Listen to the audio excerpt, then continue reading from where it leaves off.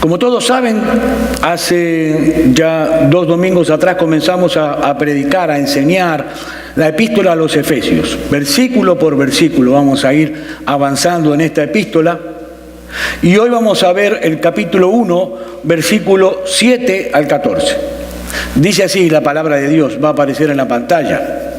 En quien tenemos redención por su sangre, el perdón de los pecados, según las riquezas de su gracia, que hizo sobreabundar para con nosotros en toda sabiduría e inteligencia, dándonos a conocer el misterio de su voluntad, según su beneplácito, el cual se había propuesto en sí mismo, de reunir todas las cosas en Cristo, en la dispensación del cumplimiento de los tiempos, así las que están en los cielos como las que están en la tierra.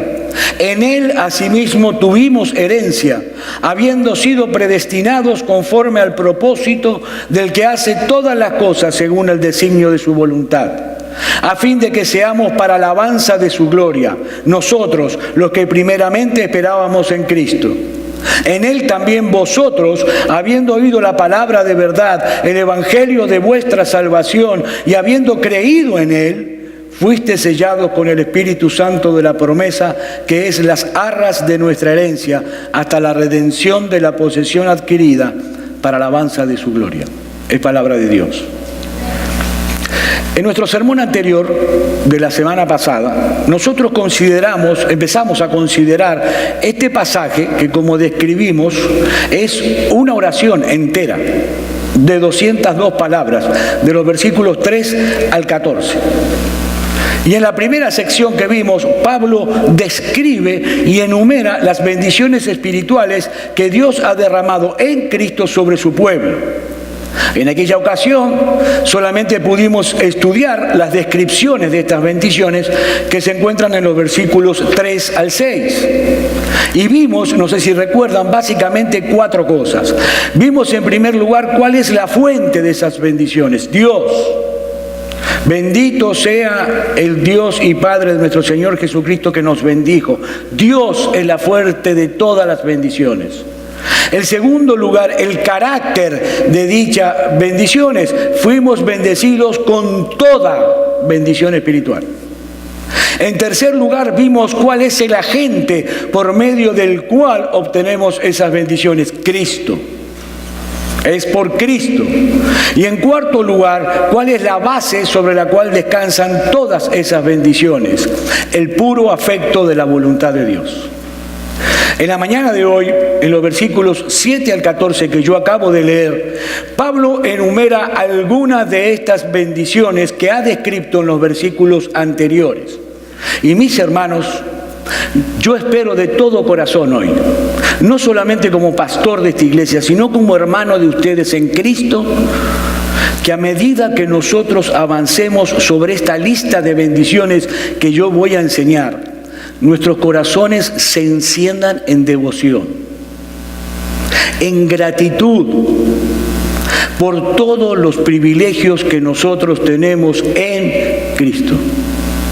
Hermano mío, yo quiero convencerte en esta mañana de que ha sido un alto honor para ti, si eres un verdadero cristiano, que Dios te ha concedido por haberte escogido para salvación desde antes de la fundación del mundo. Un privilegio inigualable. Y yo espero que su corazón arda en adoración a Dios, como ardió el mío cuando escribía estas palabras. Y lo primero que nosotros encontramos en esta lista de bendiciones son un par de bendiciones que, si bien son distintas, se encuentran íntimamente ligadas o asociadas una con la otra. Versículo 7. En quien tenemos redención por su sangre, el perdón de pecados según la riqueza de su gracia. Redención y perdón. Redención y perdón están asociadas. Y la palabra redención que aparece aquí en nuestro texto procede de una raíz griega que literalmente significa aflojar. Eso es lo que literalmente significa. Y se usaba en aquel tiempo para describir la acción de aflojarse la ropa, la túnica que usaban, o de quitarse la armadura. Cuando se utilizaba para los seres humanos, esta palabra daba referencia de ser librado de cualquier tipo de atadura, de rescatar o liberar a alguien por medio del pago de un precio. Eso es precisamente el concepto que transmite la palabra redención en nuestro texto. La redención, entonces, hermanos, no es más que dejar en libertad a alguna persona o alguna cosa luego de pagar el precio del rescate. Es como las casas de empeño, ¿no? Uno empeña una joya y después, para rescatar esa joya, tiene que pagar un precio estipulado para poder rescatarla. Bueno, cuando Pablo nos dice aquí que nosotros hemos sido redimidos en Cristo, obviamente él está pensando en todos los creyentes como esclavos, ¿sí? Como prisioneros que han sido comprados y dejados en libertad. Eso era la redención. Comprar un esclavo en el mercado de esclavos para dejarlo en libertad. Y en la antigüedad, una persona podía convertirse en un esclavo por 3 motivos. En primer lugar, por nacimiento. Si los padres eran esclavos, los hijos al nacer automáticamente pasaban a ser esclavos del mismo dueño. En segundo lugar, si el pueblo al que pertenecía la persona era vencido en una guerra, todos los prisioneros de guerra se convertían en esclavos del vencedor. Y en tercer lugar, por una deuda contraída que no se podía pagar. El deudor no podía pagar, la persona a la que debía el dinero lo tomaba como esclavo para pagar la deuda. Bueno, la Biblia nos enseña entonces que espiritualmente hablando, el hombre es un esclavo. Y es un esclavo en todo el sentido de la palabra. Hermanos, nosotros somos esclavos del pecado por nacimiento. Nuestros abuelos fueron esclavos del pecado. Nuestros padres fueron esclavos del pecado y nosotros nacemos de la misma manera porque nacemos en medio de una raza caída. Pero también somos esclavos por conquista. El pecado se ha convertido en nuestro rey y gobierna sobre nosotros completamente en nuestro estado natural. Y en tercer lugar, somos también esclavos por deuda. Nosotros hemos contraído una deuda con Dios por causa de nuestro pecado, por la infinidad de veces que hemos violado su ley, una deuda que es impagable. Así que estamos bajo el dominio del pecado y estamos bajo la maldición de la ley. Y para que nosotros pudiésemos ser puestos en libertad, como dice la palabra redención, alguien tenía que pagar el precio de nuestro rescate, el precio que la justicia de Dios demanda. ¿Y qué es lo que la justicia de Dios demanda? La muerte del pecador. La paga del pecado es la muerte. Mis hermanos, precisamente eso es lo que Cristo hizo a nuestro favor en la cruz de Calvario. Exactamente eso. Él es nuestro Redentor. ¿Por qué? Porque Él pagó el precio de nuestra libertad. Hermanos, hemos sido liberados al precio de la sangre de Cristo, de tal manera que ahora somos libres de la esclavitud del pecado y de todas sus consecuencias. Cristo no vino simplemente al mundo para enseñarnos con su ejemplo una norma moral de conducta que debíamos seguir. No. Él vino a dar su vida por rescate de muchos. Su muerte en la cruz no fue un accidente. Su muerte en la cruz no fue una derrota inesperada. No. Allí el Salvador voluntariamente se dio a sí mismo por nosotros. Tito capítulo 2, versículo 14.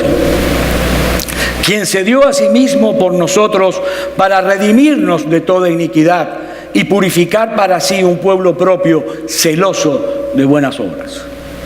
Y dice el apóstol Pedro en Primera de Pedro capítulo 1, versículos 18 y 19, sabiendo que fuisteis rescatados de vuestra vana manera de vivir, la cual recibisteis de vuestros padres, no con cosas corruptibles como el oro o la plata, sino con la sangre preciosa de Cristo, como un cordero, sin mancha y sin contaminación.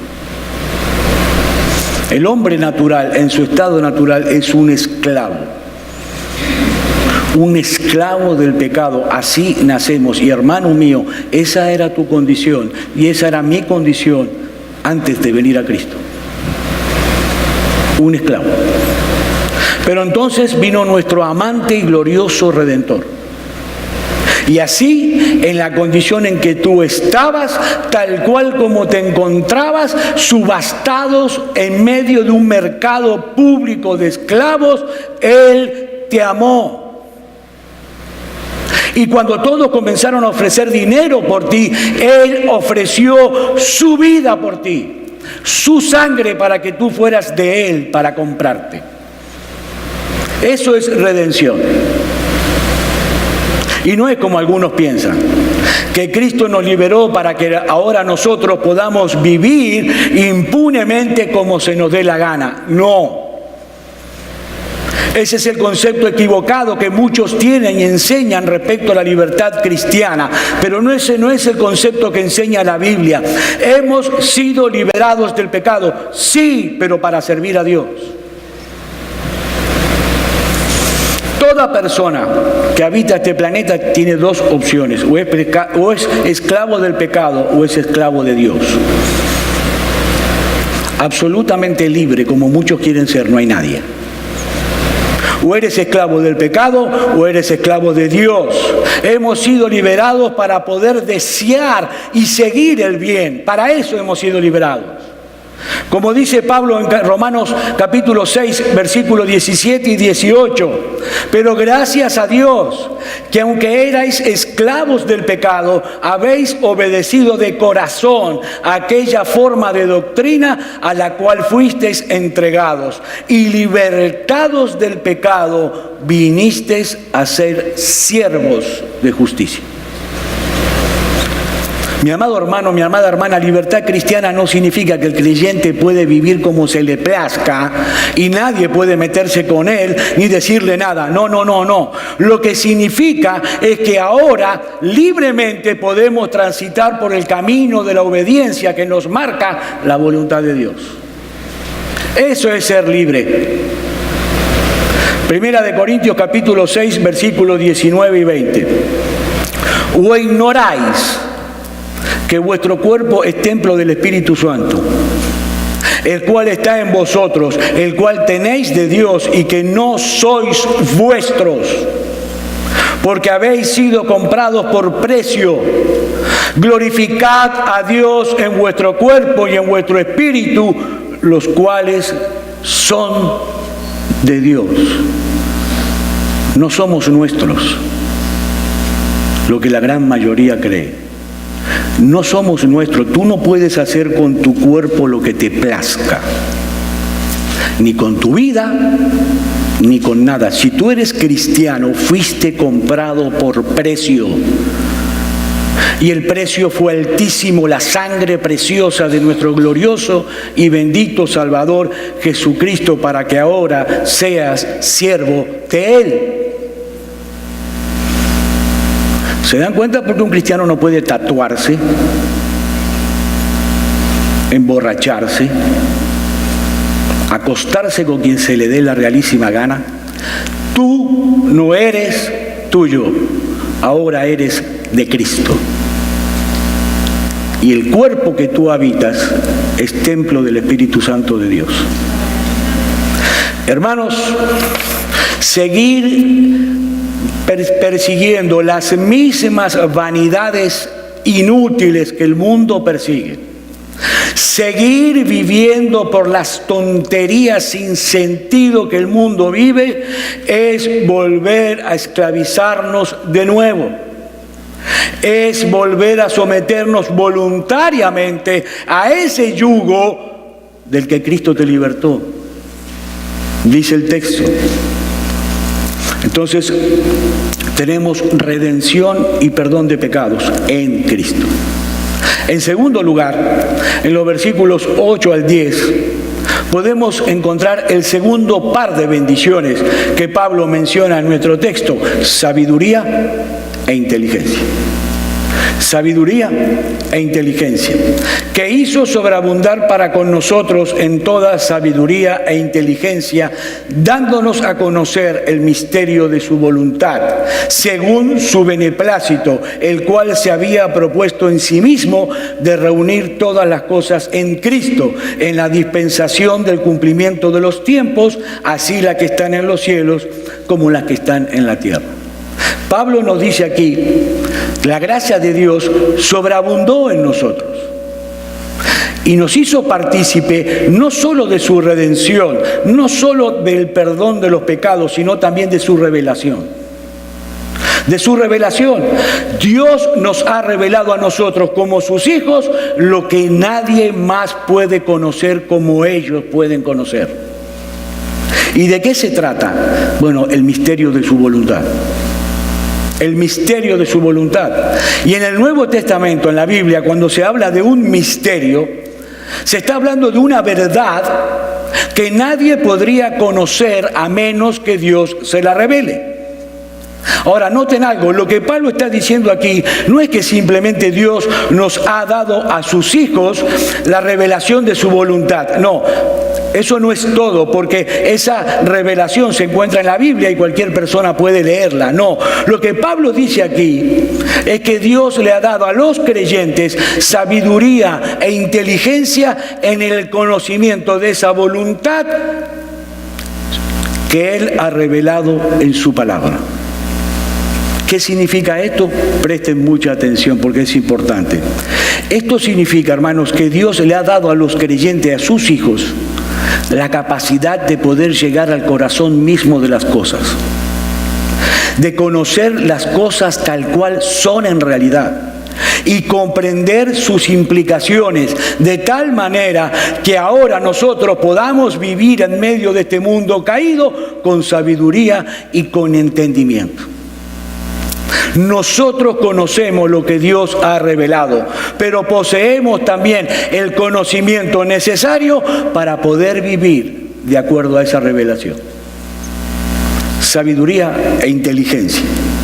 Hermanos míos, ¿cuántos astrónomos, cuántos científicos conocen a fondo la maravilla del universo y se asombran? ¿Cuántos médicos conocen el sorprendente funcionamiento del cuerpo humano? ¿Cuántos biólogos pueden penetrar en el complicado sistema de los seres vivos y aún así, contemplando eso, no se postran ante el Creador y lo adoran? ¿Por qué? Bueno, porque ellos tienen el entendimiento entenebrecido. Ellos ven, pero no entienden lo que ven como deberían entenderlo. Ellos están ciegos, pero en el caso de los creyentes, dice Pablo, no es así. Dios nos ha revelado su plan y al mismo tiempo nos ha dado sabiduría y entendimiento de tal manera que nosotros podamos conocer las implicaciones de ese plan y actuar en consecuencia. ¡Wow! ¡Qué tremenda bendición! Es así, no sé si a usted le pasó. Yo quise varias veces antes de conocer al Señor leer la Biblia y era literalmente chino para mí. No entendí, encima agarré una Reina Valera que era antigua, menos entendía. Pero cuando Cristo vino a mi vida, el velo se corrió. Y leía la Biblia 8 horas por día porque no podía parar de leer. De eso se refiere Pablo. A ese entendimiento y sabiduría que Dios le da a sus hijos. Es una bendición que nosotros tenemos, que el resto no tiene. Ahora yo me pregunto, ¿no? A la luz de esta verdad que yo acabo de exponer, esta verdad que nosotros conocemos porque Dios nos las ha revelado, hermanos, ¿existe alguna razón valedera para que nosotros vivamos amedrentados en este mundo? ¿Existe alguna razón para que el cristiano viva triste?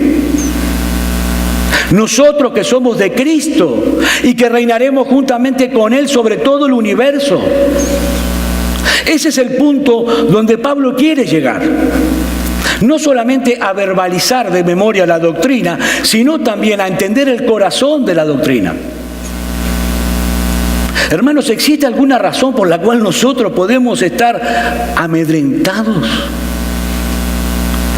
Nosotros que reinaremos juntamente con Cristo por toda la eternidad.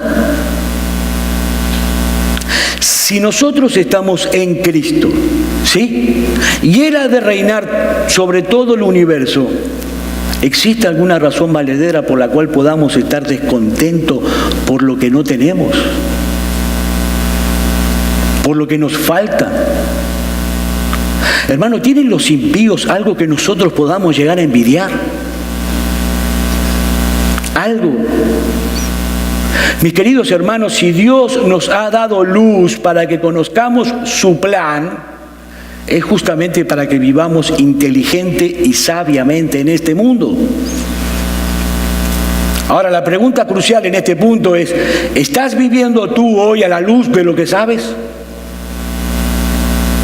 ¿Estás viviendo tú a la luz de lo que te ha sido revelado? Hermanos, ¿estamos viviendo como necios o estamos viviendo como sabios? Revela nuestro estilo de vida que somos personas sensatas, entendidas en cuál es la voluntad de Dios. Personas que sabemos que es en esa voluntad de Dios donde radica la verdadera felicidad. Pero no solo tenemos en Cristo redención, perdón de pecados y revelación, sino que en tercer lugar tenemos herencia. Versículo 11 y 12. En Él asimismo tuvimos herencia, habiendo sido predestinados conforme al propósito del que hace todas las cosas según el designio de su voluntad, a fin de que seamos para alabanza de su gloria, nosotros los que primeramente esperábamos en Cristo. Como hijos adoptados del Padre Celestial, dice la palabra de Dios, nosotros también somos herederos. Herederos. Esa herencia, hermano mío, es tuya ya. Ya lo es. Aunque todavía no hemos entrado en el pleno disfrute de ella, es tuya. Y aquí quiero que noten algo interesante en nuestro texto. Cuando los griegos querían hablar de algo que estaba en el futuro, pero que sin lugar a dudas iba a pasar, algo que estaba en el futuro pero que no iba a dejar de suceder nunca, ellos utilizaban el verbo en pasado. Aunque estuvieran hablando de futuro, usaba el verbo en pasado, como si eso ya hubiese ocurrido. Y es lo que Pablo hace aquí en el versículo 11.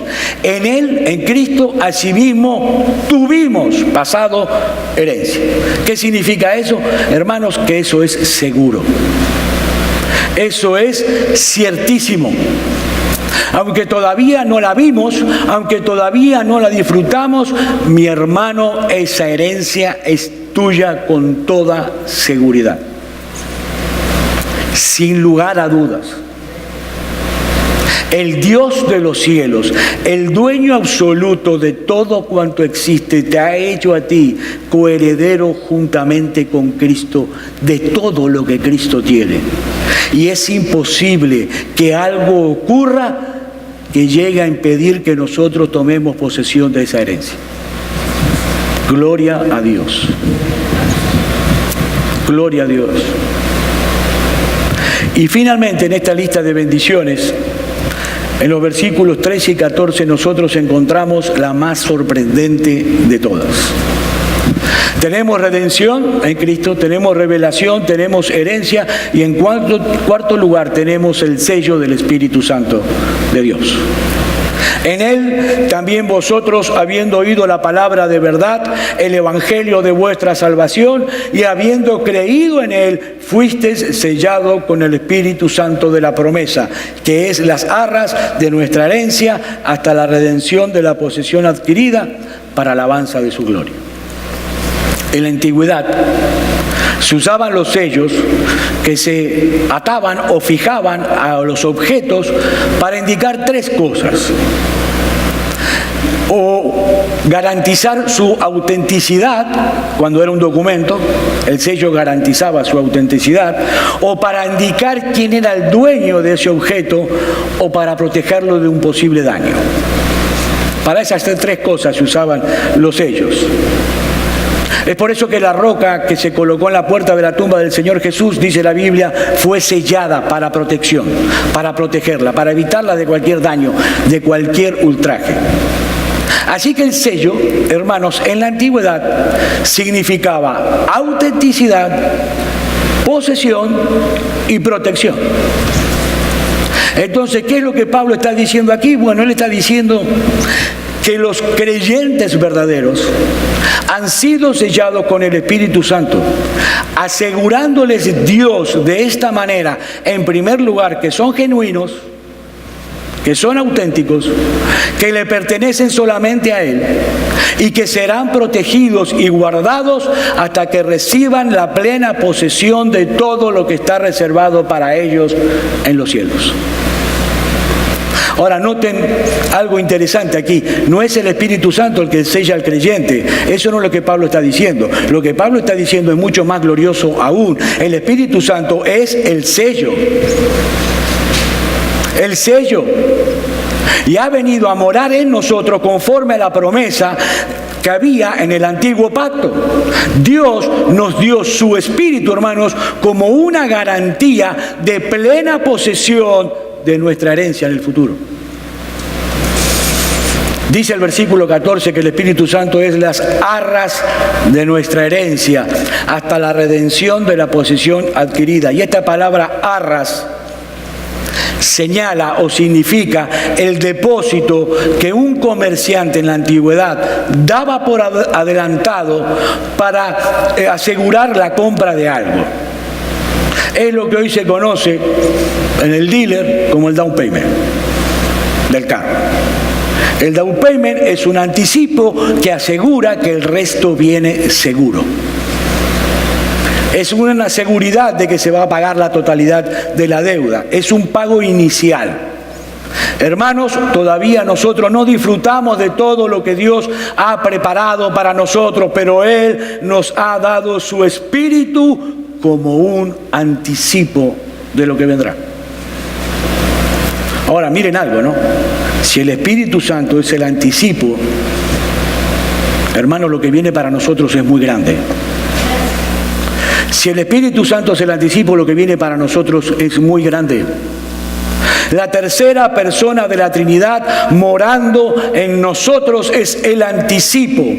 Su obra de regeneración, la manera en cómo nos convence de pecado, cómo nos guía hacia la santidad, cómo va forjando el carácter de Cristo en nuestras vidas, todo eso nos indica que ciertamente pertenecemos a Dios y que algún día, sin lugar a dudas, entraremos en el pleno disfrute de nuestra salvación.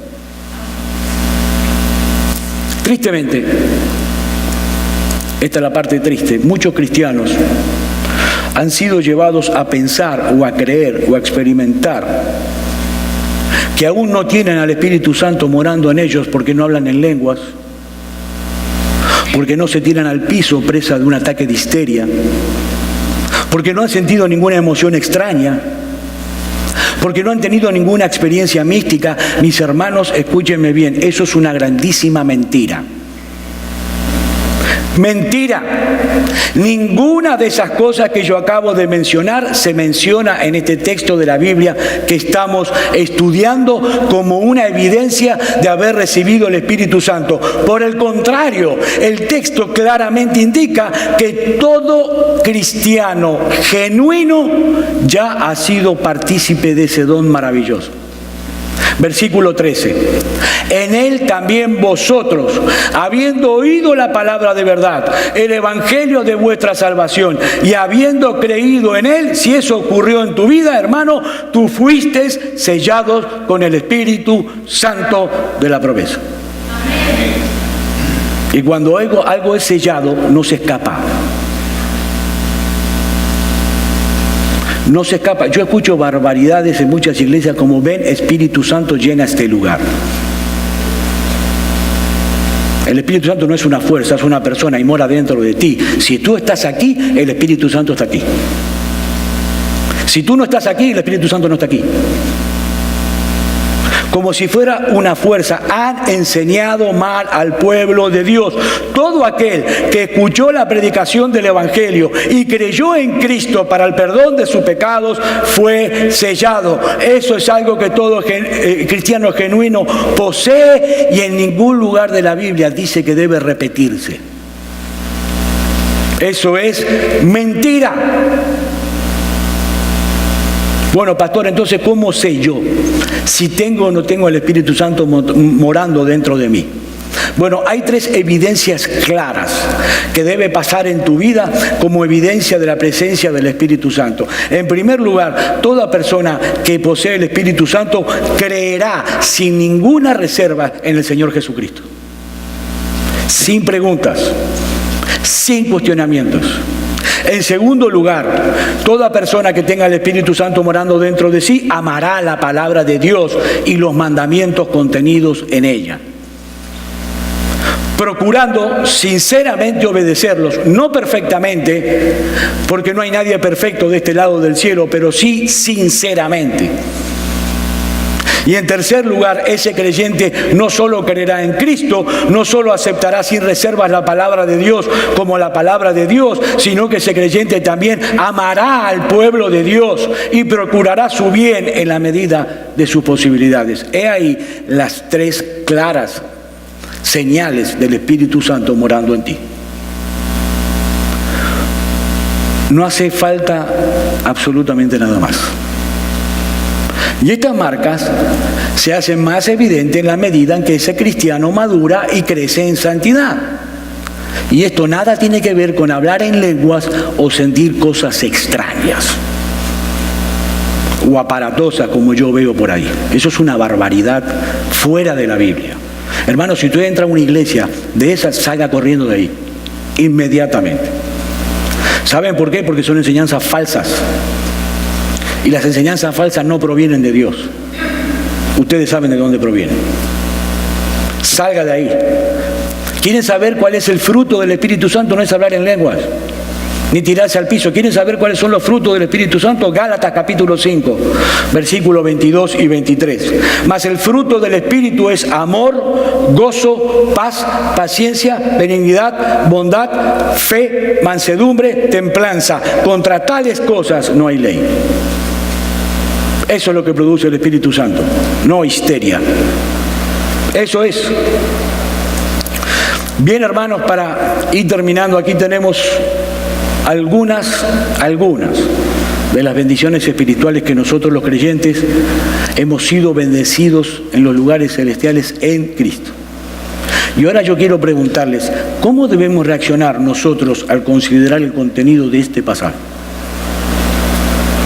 ¿Qué reacción debe haber en nosotros al escuchar las bendiciones que Dios ha derramado sobre nosotros sin merecerlas? Bueno, evidentemente, en primer lugar, y deben coincidir conmigo, todos debemos postrarnos en adoración y gratitud delante de ese Dios. Todos. No olviden que eso es lo que el apóstol Pablo está haciendo aquí en este pasaje. Y hermanos, ¿cómo no vamos a adorar a un Dios como el nuestro? Un Dios que nos amó con un amor tan grande e inalterable cuando nosotros éramos sus enemigos. ¿Cómo no vamos a adorar a aquel que nos redimió? Al que nos abrió el entendimiento, al que nos hizo coherederos juntamente con su Hijo Jesucristo de todo lo que Él tiene. Y como si eso fuera poco, envió a su Espíritu Santo a morar en nuestros corazones para asegurarnos de que somos de Él. ¿Qué boca y qué corazón puede quedar cerrado ante semejante gloria y semejante amor? Hermanos, Dios nos escogió antes de la fundación del mundo para que nosotros compartamos con Él un destino glorioso. Y a pesar de nuestras debilidades, que son muchas, a pesar de los embates del pecado que todavía mora en nosotros, a pesar de las seducciones que recibimos de este mundo caído, mis hermanos, el plan soberano de Dios será llevado a cumplimiento. El Dios de los cielos se ha comprometido consigo mismo a hacer eso. Pero también este texto, este pasaje, debe ser para todos nosotros una poderosa exhortación a dedicarnos por entero al cumplimiento, al propósito de Dios para nuestras vidas. El texto dice que nosotros fuimos escogidos desde antes de la fundación del mundo. ¿Para qué? Para que fuésemos santos y sin mancha delante de Él.